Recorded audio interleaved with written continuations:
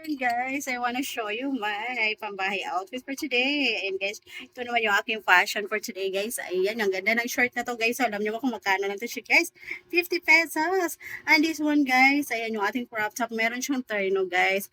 Ayan, for only 200 pesos. May terno to siyang palda, guys. Kaya lang hindi ko siya sinuot. Ayan, o, diba? Ito yung aking outfit pambahay ngayon, guys. Ang ganda. Feeling maganda na naman ako, guys. Ayan. Ito na yung aking mga fashion ngayon, guys. Ayan. Open yung kanyang likod, guys. Ayan, o. Medyo may chubby pa tayo, guys. Hintayin nyo lang na ako ay mag-TN. Ayan, exercise tayo. Ayun, medyo masama nga po yung pakiramdam ko ngayon, guys. Kaya, hindi ako nakapag-exercise. Ayan. Ayan, guys, oh. Ay, happy na naman ako sa aking outfit for today, guys. Ayan, sa murang halaga lang. Ayan, may pang fashion na naman tayo, 'di ba? Ganitong bagay lang, guys, masaya na ako.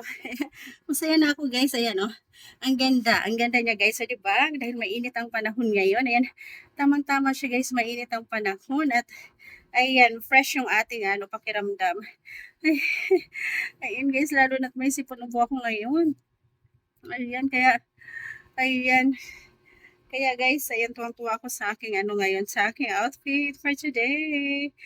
Ayan, for only 100 pesos. So, 'di ba? Ang ganda, ang lakas makaganda nito, guys. So, 'di ba? Fact na fact 'yan.